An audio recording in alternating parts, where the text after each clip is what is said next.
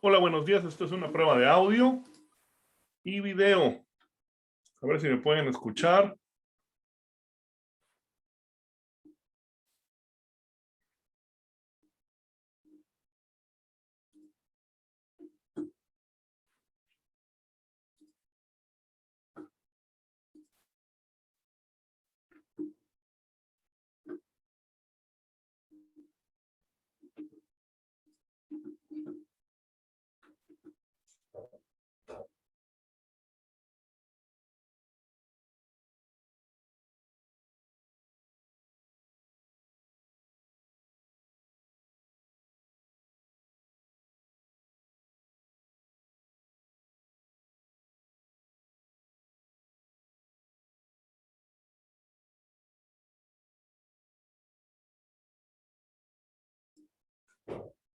¿Qué tal? ¿Si me escuchan?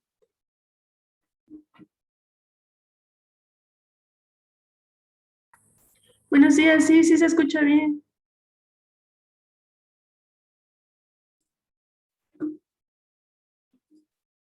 Bien, muy amable. Vamos a hacer una prueba de video a ver si se logra.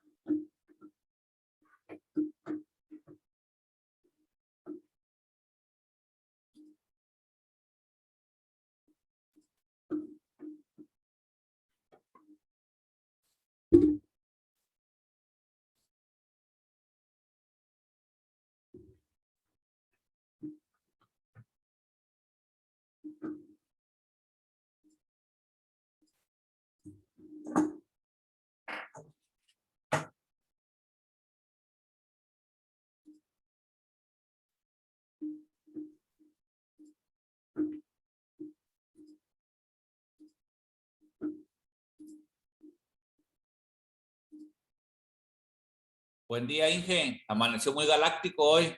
Ah, sí, claro. Acá andamos. Tenemos un poquito ahí un detalle con la cámara. Quién sabe qué está pasando. Pero vamos a tratar de hacer los ajustes correspondientes. Muy buenos días a todos. Gracias por acompañarnos. Muy amables.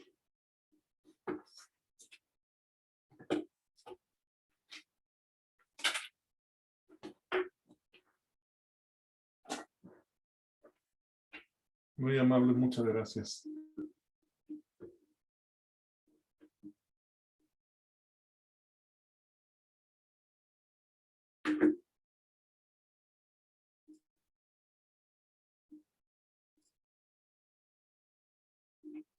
Carla, ¿me puede pasar controles, por favor?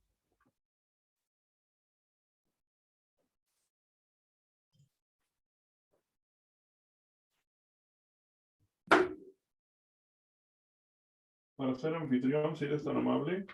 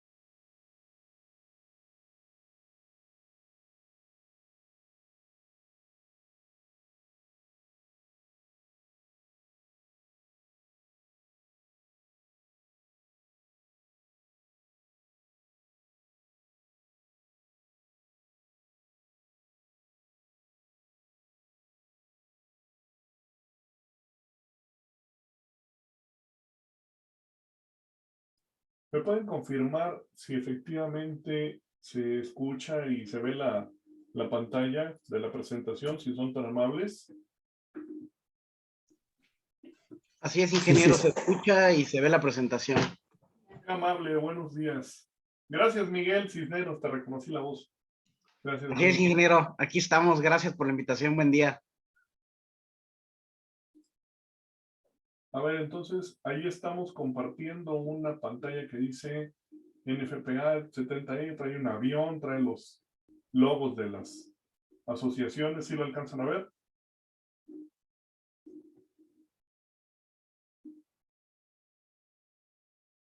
Perfecto, muchísimas gracias.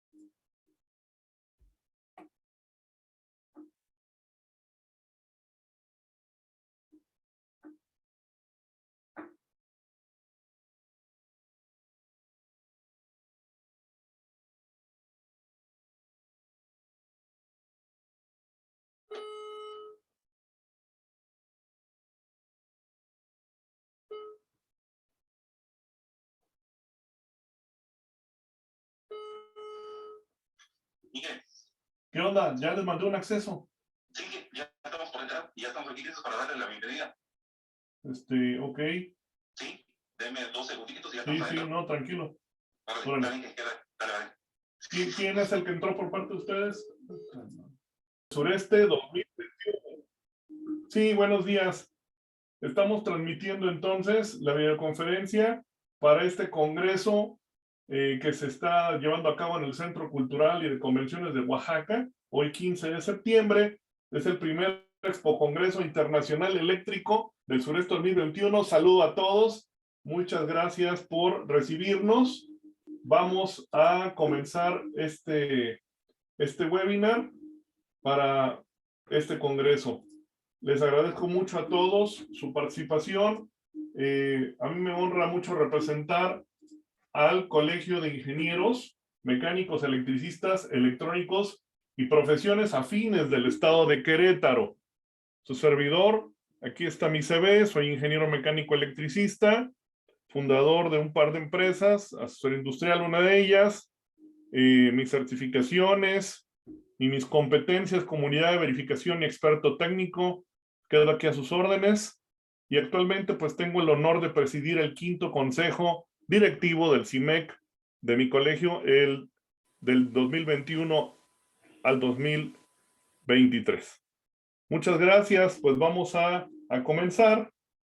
Gracias a los organizadores y patrocinadores de este evento, innumerables, por cierto, un gran evento, muchas felicidades. Lamento mucho no haber podido asistir a Oaxaca por una situación clínica que me lo impide, pero estoy aquí a sus órdenes y con muchos ánimos, y la verdad me emociona mucho siempre participar en este tipo de congresos. Gracias por la invitación. Pues vamos a comenzar, vamos a hablar un poquito, porque tenemos poco tiempo, ¿sí? Acerca de la seguridad eléctrica y de NFPA 70E. Les ruego que apaguen sus micrófonos. Si apagan sus cámaras, mejora el ancho de banda. Así lo vamos a hacer. Bueno, pues comenzamos. ¿Por qué la seguridad eléctrica es importante? ¿Sí? Pues hay dos razones principales. Tenemos que porque provee un ambiente de trabajo seguro, reduciendo la exposición y previniendo accidentes, obviamente. Y obviamente que reduce daños a la salud como una consecuencia, ¿verdad? Cumple también regulaciones aplicables, evitando infracciones y con ello costos.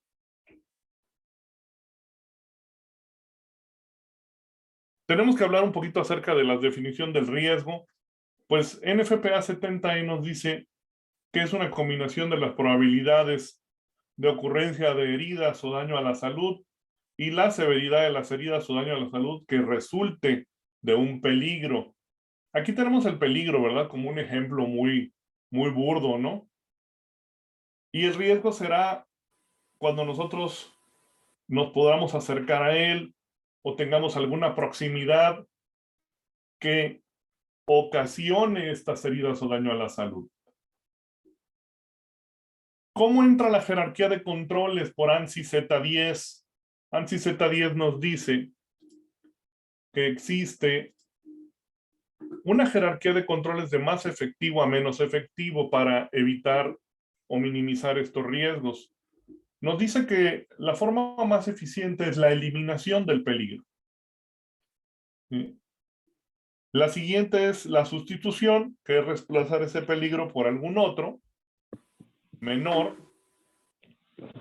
Seguida, los controles de ingeniería, luego los controles administrativos, y finalmente el equipo de protección personal.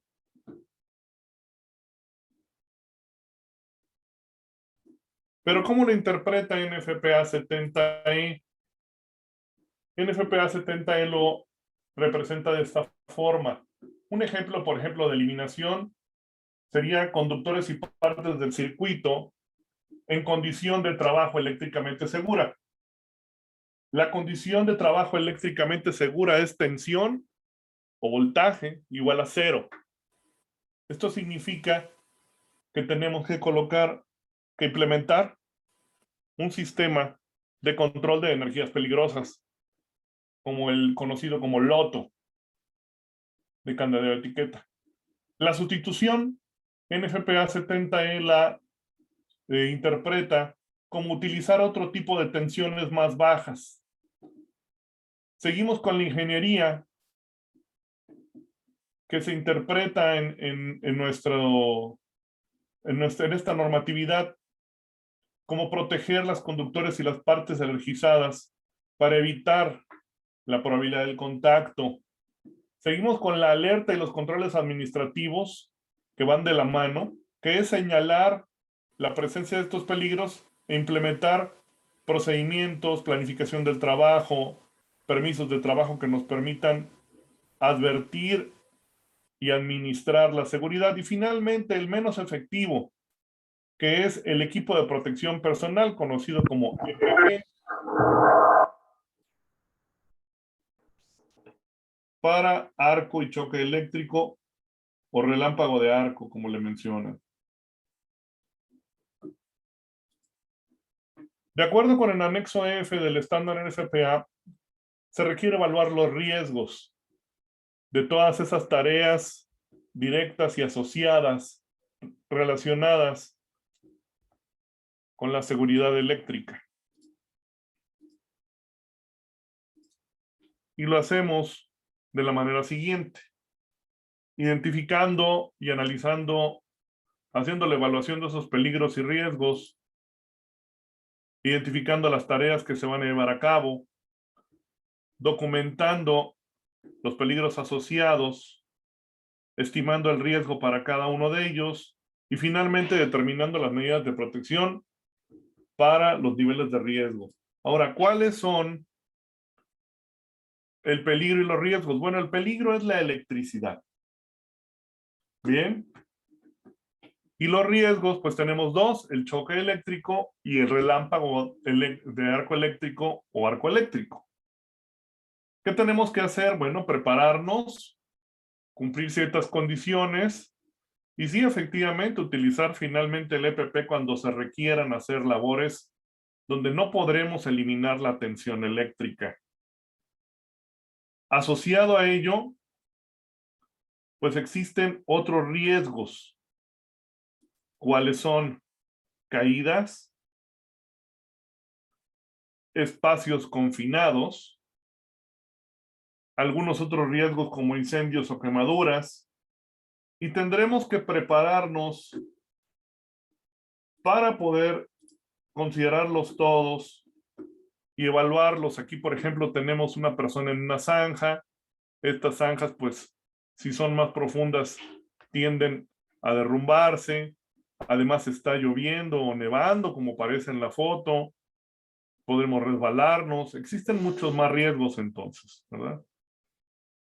También tenemos que podemos estar trabajando en espacios cerrados, donde se combinan otro tipo de instalaciones, como instalación de agua o de gas, donde tendremos posiblemente ambientes con poco oxígeno, o con presencia de sustancias que pueden ser letales para el ser humano.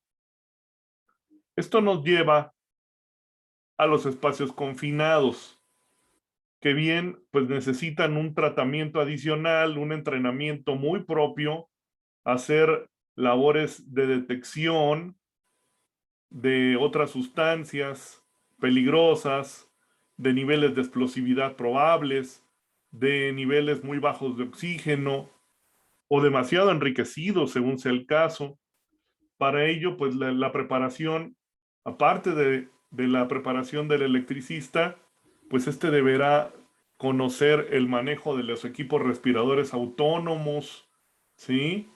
De equipos de respiración continua, estar entrenado también para reconocer las fuentes de aire respirable, que por ejemplo por las normas AGA es aire tipo D, que es muy diferente al aire que se maneja en un compresor convencional con el que podríamos inflar algunas llantas o una pelota, ¿no? ¿Sí? Es aire libre de aceite y de otros componentes, a cierta temperatura también controlada. Requiere esto entrenamiento, simulacros, mucha capacitación, no es nada sencillo. Y también, ¿por qué no?, los trabajos en alturas, donde son requeridos diferentes situaciones y requisitos, equipos, exámenes previos incluso, para poder trabajar en las alturas, porque ya, como estamos viendo, pues no solo es el riesgo de electricidad, sino de espacios confinados, de excavaciones, de trabajos en alturas, entre otros. Aquí, por ejemplo, a la OSHA, que es la Administración Ocupacional de la Seguridad y la Salud en Estados Unidos, pues nos dice que debemos de contar cuando menos con arnés de cuerpo, guardas perimetrales, líneas de anclaje y de vida, y sistemas de restricción, advertencia y amortiguamiento de caídas. Tenemos que, aquí vamos a ver un pequeño video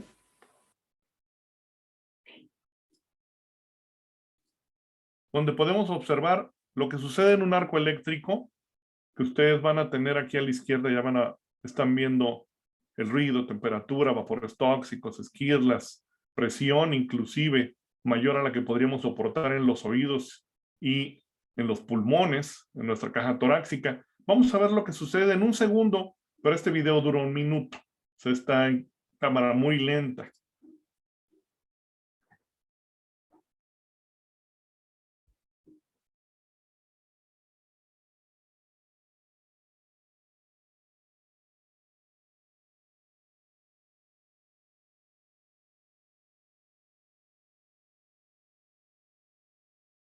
Como ustedes podrán observar, bueno, el ruido no está grabado en el video, pero se pueden presentar ruidos muy, muy altos, casi como los que emite un avión, temperaturas 4 veces más altas que la superficie del Sol, vapores tóxicos, productos de la sublimación de materiales como el cobre o el bronce, que reclaman espacios de sólido a vapor de 66,000 veces, esquirlas y partículas incandescentes.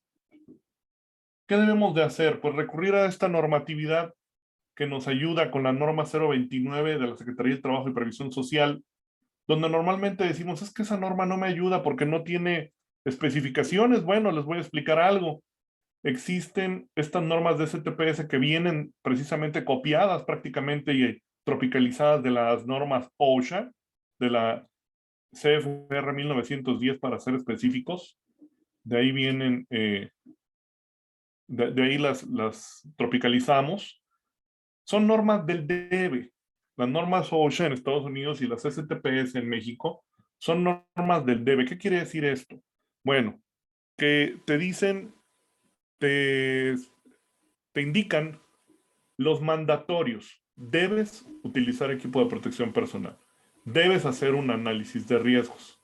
Debes hacer una evaluación de las tareas. Debes planificar el trabajo. Te dicen que debes porque son de autoridades. Tanto OSHA como STPS son autoridades. Entonces solamente te van a indicar qué debes hacer. Ahora la pregunta que sigue, bueno, ¿y cómo lo hago? Bueno, 70E, entre otras normas, 70B también, y la 70, que es la norma oficial mexicana de instalaciones eléctricas en México, nos dicen cómo, ¿sí? Principalmente esta 70E. ¿Y de qué se trata entonces? Bueno, de seguir los requerimientos de desempeño de las prácticas de trabajo seguro que nos indica la norma STPS o la norma OSHA, en su caso, y finalmente seguir la norma 70 al pie de la letra, porque ella nos muestra cómo alcanzar las prácticas de trabajo seguro. El propósito de la 70 es un ambiente de trabajo libre de riesgos eléctricos. El objetivo siempre es desenergizar, siempre. Sin embargo, cuando se justifica un trabajo energizado, pues se deberá de hacer lo siguiente: evaluar el riesgo por choque, lo que nosotros le llamamos vulgarmente electrocución, y el arco eléctrico o el relámpago de arco. Finalmente, utilizar el equipo de protección personal adecuado para estos dos riesgos. ¿En qué derivan estos riesgos? Pues por choque tenemos el potencial de paso y el potencial de toque que nos provocan quemaduras, el choque eléctrico, pero también el arco eléctrico nos provoca quemaduras en diferentes partes del cuerpo. Y pues aquí les muestro los porcentajes promedio de estos daños no deseados, que son quemaduras de segundo grado o más, ocasionados por energías del arco eléctrico, que denominada energía incidente, mayores a 1.2 calorías por centímetro cuadrado. ¿Qué es una caloría por centímetro cuadrado? Aquí nada más para aclarar, pues es si ustedes con mucho cuidado lo llegan a hacer y sin que lo vean sus hijos o menores de edad, enciendan un encendedor o un fósforo y la punta de la llama debe de estar a 1 pulgada de su dedo índice, de la yema del dedo índice, porque ese es 1 centímetro cuadrado aproximadamente, durante 1 segundo. Entonces ustedes esa llama a 1 pulgada de su dedo, de la yema de su dedo, van a poder ustedes experimentar en 1 segundo lo que es una caloría por centímetro cuadrado, para que tengan una idea. De acuerdo a la edad, pues ustedes aquí estamos viendo que el cuerpo quemado puede ser el 25%, el 50% o hasta el 75% del cuerpo quemado, de acuerdo a esta gráfica, y relacionado con las edades. Y esta escala del 0 al 100%, pues es el porcentaje de supervivencia. Se los explico. En la primera columna amarilla de la izquierda, tenemos que de 20 a 29 años, si esta persona experimenta un 25% del cuerpo quemado, tiene el 100% aproximadamente de supervivencia.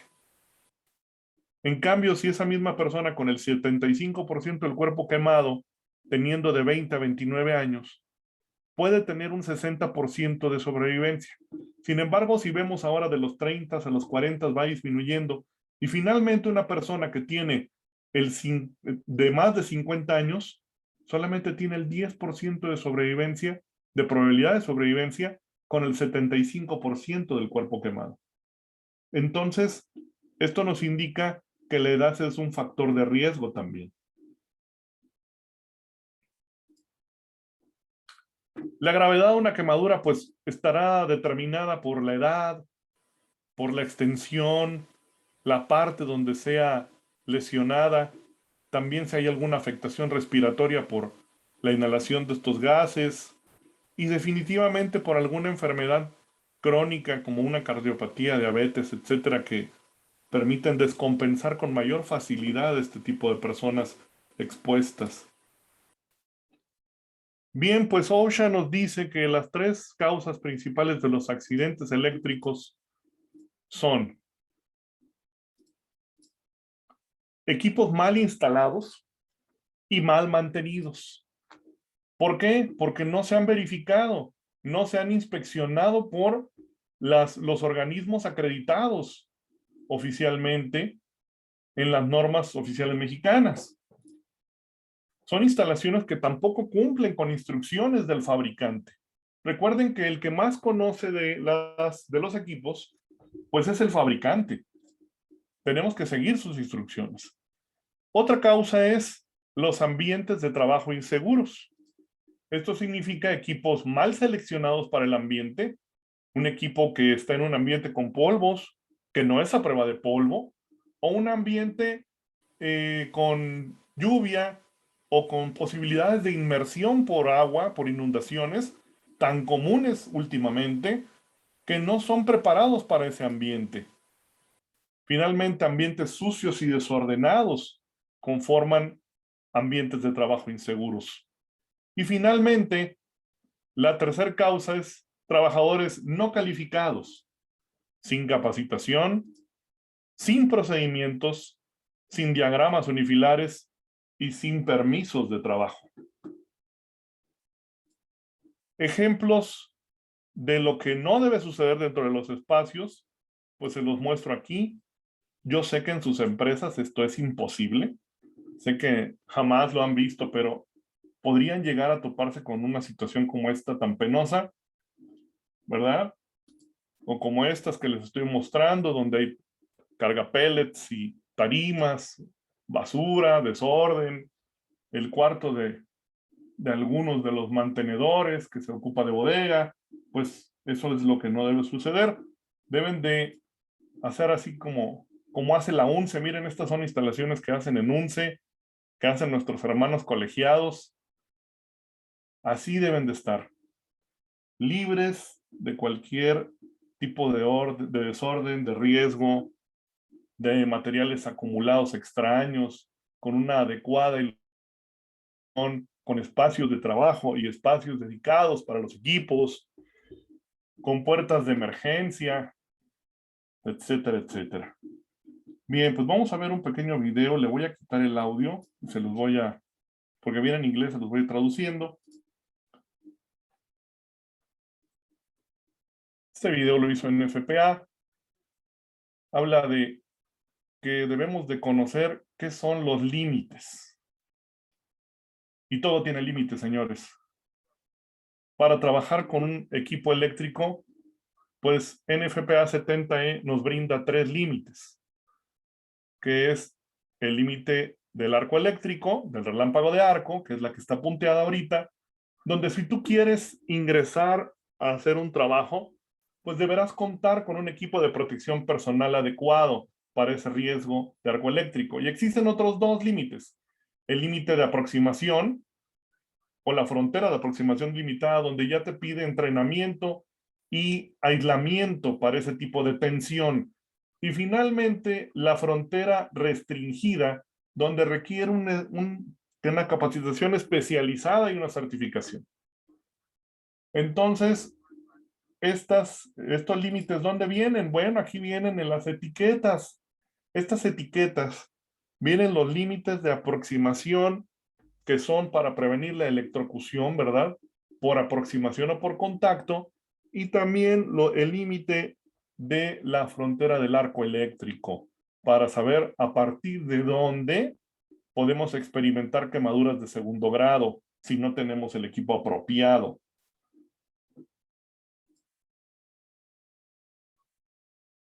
Entonces, la de arriba es dice Arc Flash Boundary, que se refiere al límite del arco eléctrico, a partir del cual tú debes de tener equipo de protección personal adecuado para este riesgo cuando hagas mantenimiento eléctrico. Y las fronteras, te dice Shock Protection Boundaries, donde habla de la frontera limitada y la frontera restringida.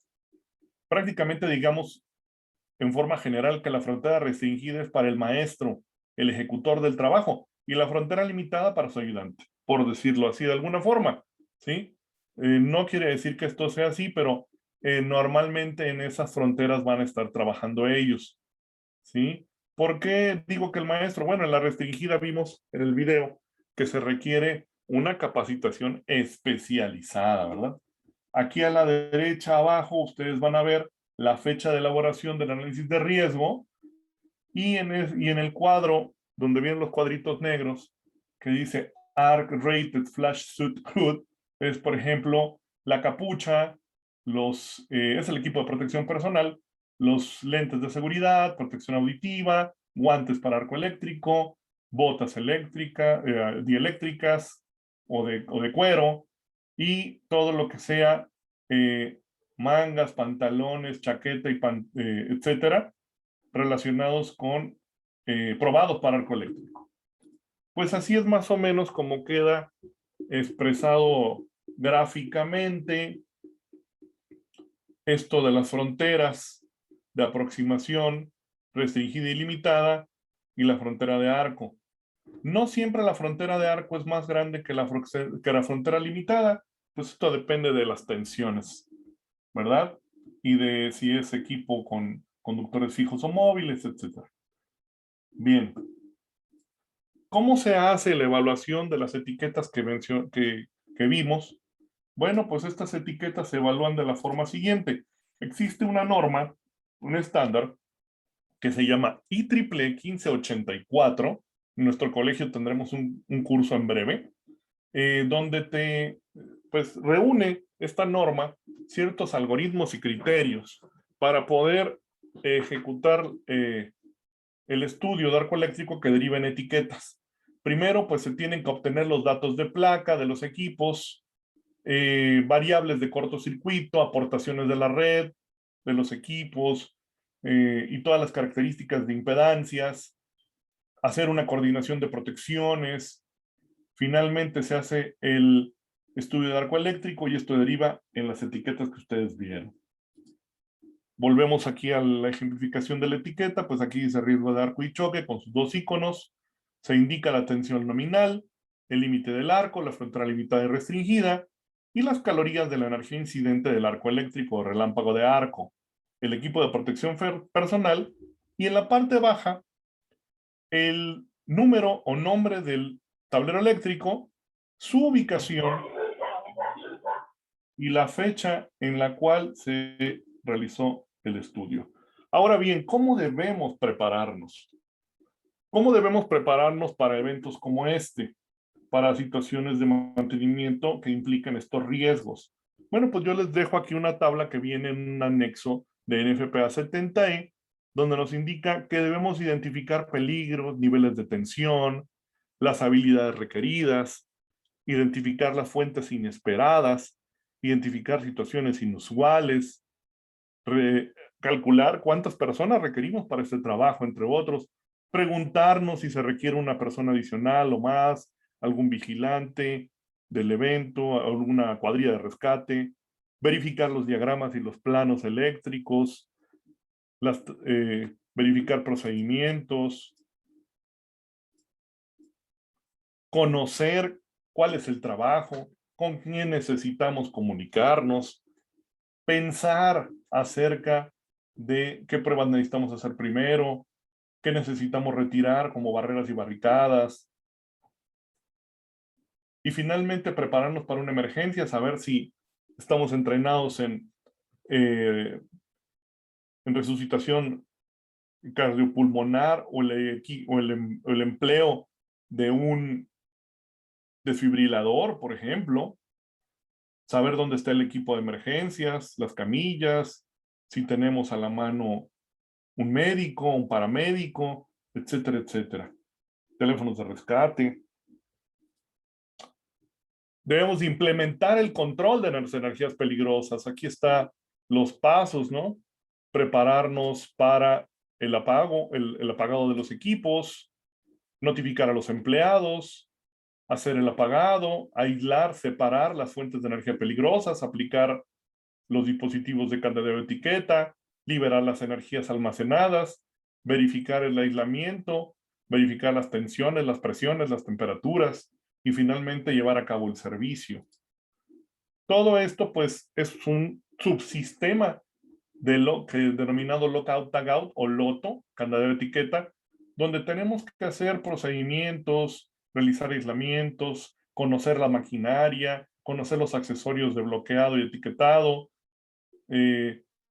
saber de mantenimiento, tener algún entrenamiento acerca de otros riesgos, realizar auditorías, ¿sí? Finalmente, pues muchos nada más ven los candados y las etiquetas y los equipos de bloqueo, pero esto va mucho más allá. Requiere mucho entrenamiento, requiere actualización. Por ejemplo, ahora se permite prescindir de la etiqueta si el candado lleva todas las identificaciones. Eso lo permite OSHA en sus últimas actualizaciones de 2020 y lo adopta NFPA 70 en su versión 2021. También necesitamos utilizar comprobadores de ausencia de tensión. Aquí les muestro dos. Esto es lo más moderno respecto a la comprobación de tensión. El de la izquierda es de Panduit, se llama VeriSafe. Y el de la derecha es de Grace Technologies y se llama PSDs. Entonces, ustedes lo pueden ver. Aquí está el maestro Jim Phillips anunciando el VeriSafe, que es un botón nada más. Tú oprimes el botón y el botón hace una evaluación y te dice si hay tensión o no. Muy útil en tableros de los dichosos o mencionados por ahí hechizos, ¿verdad? Tableros industriales de control. Bien, pues lo que sigue es las distancias de trabajo, ¿sí? ¿Dónde vienen? Pues en las etiquetas. Para ello necesitamos conocer cuáles van a ser nuestras distancias, nuestros límites de arco y choque, ¿verdad? Para ello, la recomendación es que todas las empresas hagan sus estudios. También debemos de hacer comprobaciones por aproximación. Existen diferentes equipos, diferentes métodos. Debemos de contar también con diagramas actualizados, pero actualizados, ¿no?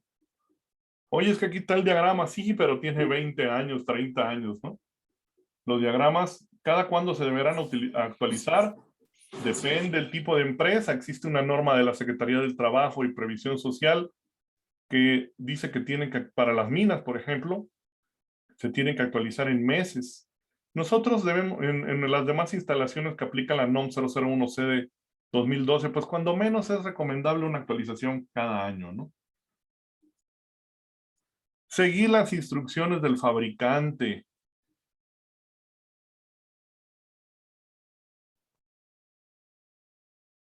No las tiren. Estudiar, capacitarse, consultar a los expertos. Dicen que hay dos cosas que debe saber un ingeniero: dónde buscar la información y la otra es a quién preguntarle, ¿no? Y aquí está en FECIME una labor titánica que se ha realizado con webinars que son complementarios a las capacitaciones presenciales y en línea, ¿verdad? Visiten el canal FECIME AC y claro, el canal de nuestro colegio, CIMEC AC también, para que puedan continuar con complementar sus entrenamientos.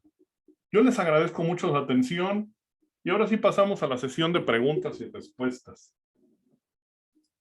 Con todo gusto.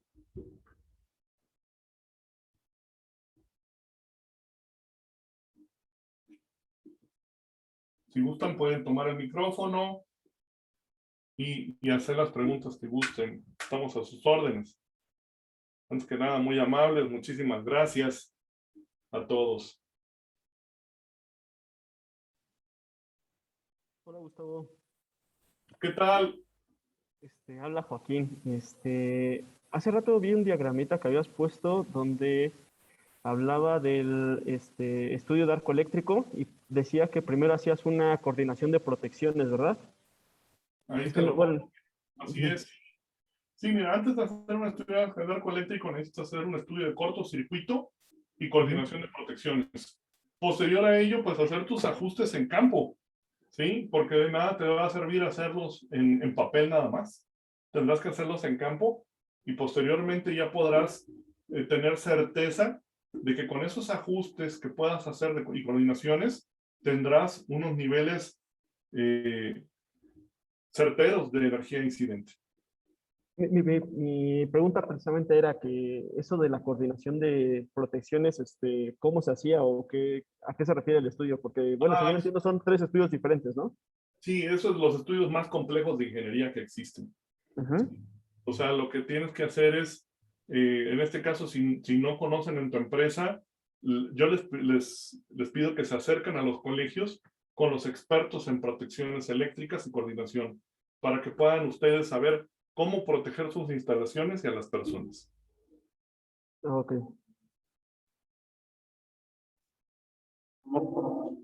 ¿Alguna otra pregunta?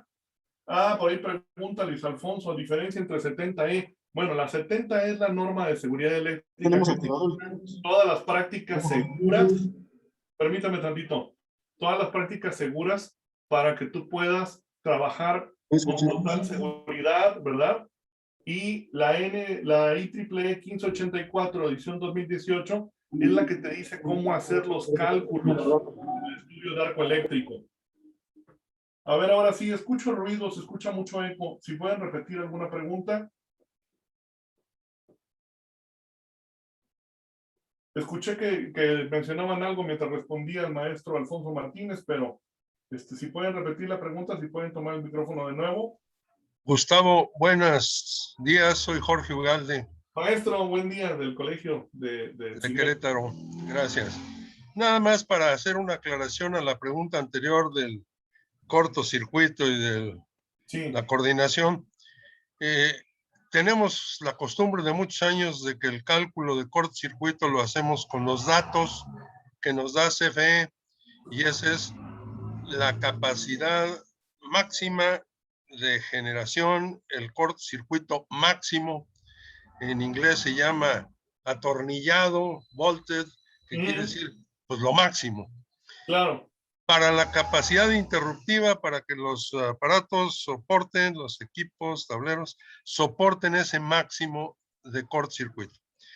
Pero el cortocircuito para el arco eléctrico se tiene que hacer con la capacidad de generación, con un dato que normalmente no da CFE, que es la generación mínima. Y está en NFPA 70E, el anexo D, que hay que procurar el dato de la generación mínima. De hecho, son dos cálculos de cortocircuito, el que tradicionalmente hacemos para la capacidad interruptiva y el para el arco eléctrico. Esa era mi opinión. Sí, maestro, muy importante lo que menciona el maestro Ugalde, porque sí, efectivamente, para lo que son las protecciones es la fuente, pero es la máxima, y la mínima no la ha estipulado la reglamentación del país, pero podemos tomar los porcentajes que vienen en el anexo D3, ¿verdad? En ese inciso vienen unos porcentajes mínimos también. Muchas gracias por la aclaración, maestro. ¿Alguna otra pregunta? No sé si allá del foro de Oaxaca tengan alguna pregunta. ¿Puede hablar?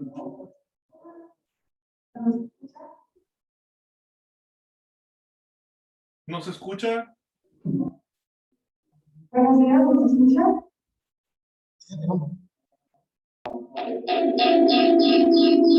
Desde la Ok, ¿qué tal? Muy buenos días. Viciado, tiene que separar el micrófono del volumen de la bocina. Ha de tener mucho volumen la bocina, ¿no? ¿Cómo estamos entrando con este?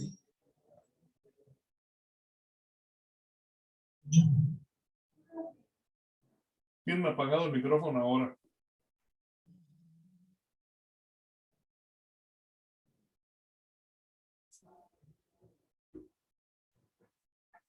¿Pongo la bocina?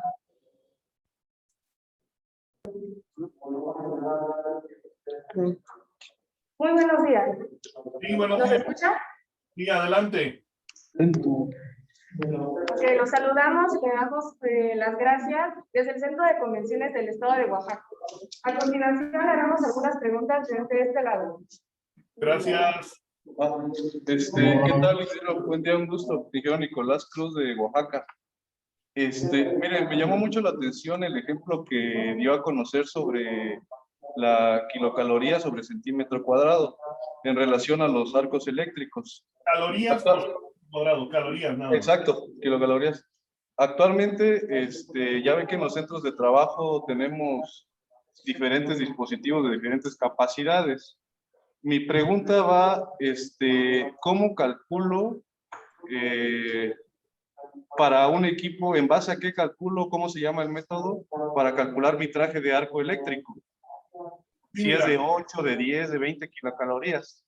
No, antes que nada, quítale el kilo, es calorías nada más, ¿sí? Para aclarar, primero que nada, son calorías nada más. Como ves aquí en la etiqueta, por ejemplo, este es de 25 calorías, pues tendrías que seleccionar cuando menos una indumentaria de ahí en adelante. Ahora, ¿cómo llegas a ese número de 25? Haciendo un estudio de arco eléctrico. O sea, te necesitas un simulador. No es algo que lo puedas hacer a mano, no es un 2×3 más, menos entre esto, no. Son algoritmos mucho más complejos, ¿sí? Y los puedes encontrar porque hay diferentes niveles de tensión y hay diferentes métodos de acuerdo a los niveles de tensión. Lo puedes encontrar en IEEE 1584, versión 2018. Y te recomiendo utilizar un software que puede ser el que tú gustes, ¿verdad? Para cortocircuito, coordinación de protecciones y arco eléctrico, es lo que vas a necesitar. Sí, lo de triple X. Sí, perdón. De nuevo. Sí, ¿podría repetir lo que mencionó de triple X, donde en 2018? La norma, te la voy a poner aquí. Déjame nada más. Voy a poner la pluma. Es la norma IEEE con mayúsculas, disculpen, 1584, edición 2018. Este es donde vienen los algoritmos para poder hacer los cálculos. Por ahí veo otras preguntas, dice, ¿dónde? Comercial del curso de Querétaro la próxima semana. Claro que sí, maestro. Tenemos un curso con uno de los mayores exponentes de la ingeniería a nivel nacional e internacional, el ingeniero Roberto Ruelas Gómez, en nuestro colegio, en el CIMEC, y es la próxima semana, ¿sí? Así que apúntense. Pueden encontrarnos en las redes sociales y ahí nos pueden contactar o pueden mandar un correo a CIMEC AC. Les voy a poner aquí el correo. Pues ya estamos encarregados, vamos a aprovechar el comercial, dijera el maestro Ugalde. CIMEC con Q, A, C, @gmail.com para que ustedes aprendan a hacer los cálculos y el maestro les va a dar los algoritmos y todas las fórmulas, como es siempre bien generoso, en SMAT o en Excel, según sea el caso, ¿no? Siempre nos proporciona excelente información de primer nivel. Por ahí hay otra pregunta. Dice el maestro, el doctor Marroquín, también colegiado, si en una instalación eléctrica no se tiene el valor de cortocircuito superior, digamos, no hay circuito, ¿es posible tomar el valor de corriente? No sería recomendable, doctor. Tiene que ser lo más completo y referenciado posible. Por ahí Villegas nos dice que se deben de respetar las fronteras, verificadores. Claro que sí. Bien, ¿alguna otra pregunta allá en el foro en Oaxaca? Por favor, si son tan amables.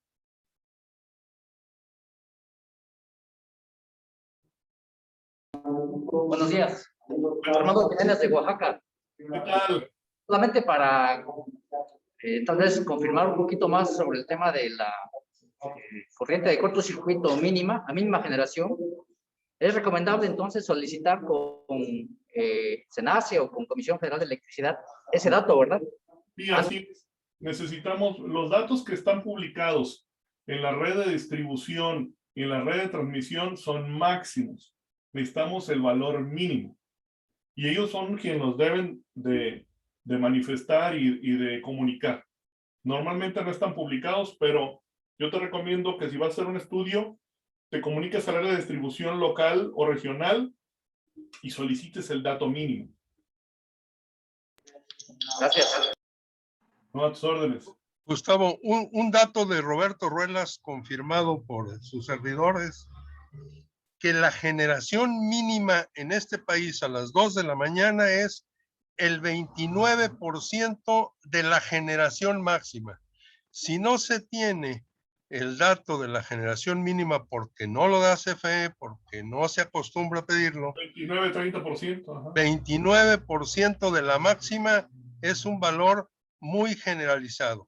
El Sí. anexo D de NFPA 70E trae 42, creo. Ay, sí, ya dudé, 42%. 38 o 42%. Anda por ahí. 38, Sí, 38. Pero eso es en Estados Unidos. Claro, y Porque- eso lo maneja ANSI en los softwares. Si Sí. ustedes hacen con un software, no sé, el que más confianza le tengan, en Sí. automático les va a dar 38.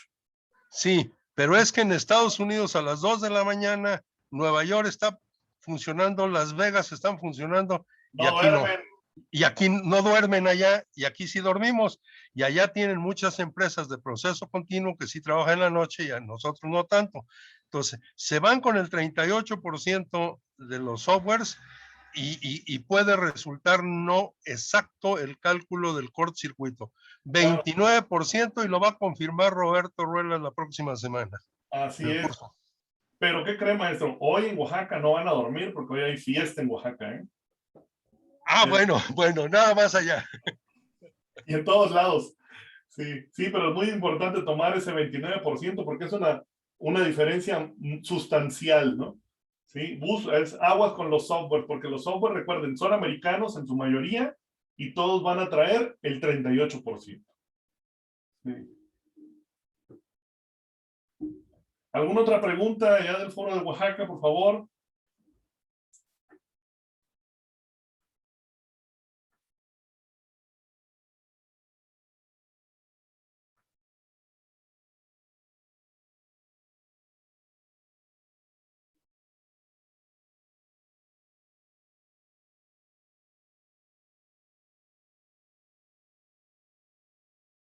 Pues por mi parte, pues agradecerles mucho su atención, ¿verdad? Si es que alguien todavía tiene alguna pregunta, si no, mientras aprovecho para agradecerles y estar a sus órdenes aquí en el CIMEC a través del quinto consejo. Y pues, saludos a mis compañeros presidentes que están allá en Oaxaca ahorita en reunión. No tuve oportunidad de verlos, ya nos veremos en la próxima en Aguascalientes.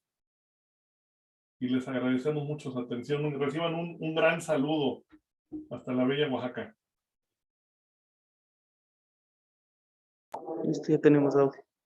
Muchas gracias, ingeniero. Agradecemos su valiosa participación en esta primera edición del Expo Congreso Internacional Eléctrico del Sureste 2021.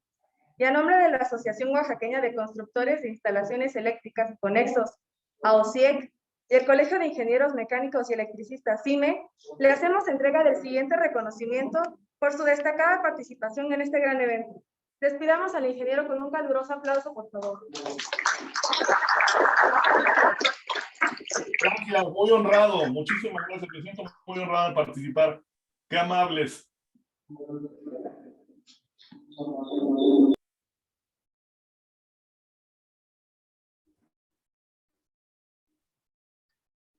Foto con las cámaras prendidas.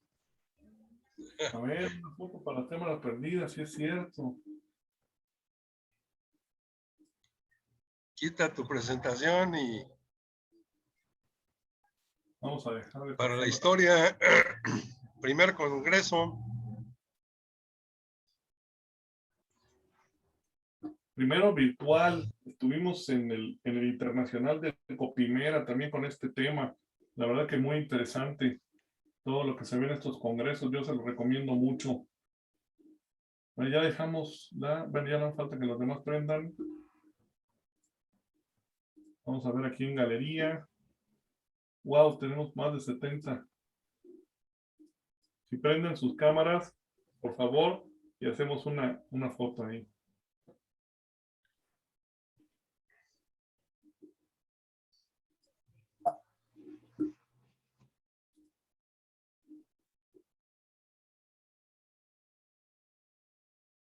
En los grupos en los que nos vieron, les paso la presentación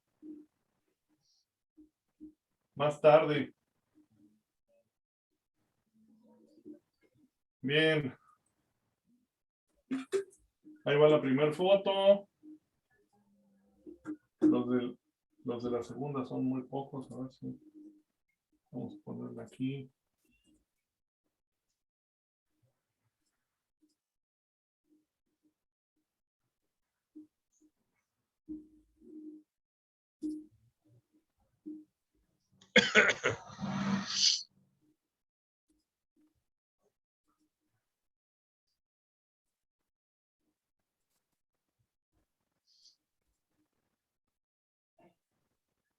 Pues muy amables, muchísimas gracias. Y seguimos ahí en contacto a través de nuestras redes sociales. Visiten nuestra página del CIMEC y visiten nuestras redes sociales para continuar en contacto. Muchísimas gracias, enhorabuena, Oaxaca. Excelente congreso, fabuloso, la verdad que se lo van a disfrutar mucho quienes estén por allá. Un gusto.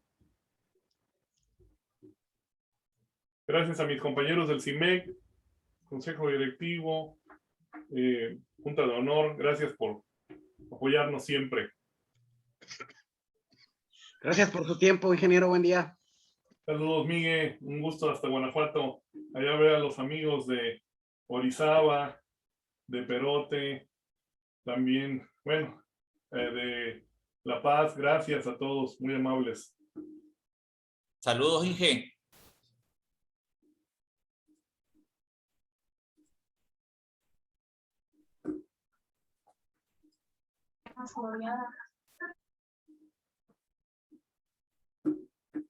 Bien, pues terminamos la transmisión. Gracias a la ingeniera Carla Mendoza por apoyarme con la transmisión. Muchísimas gracias.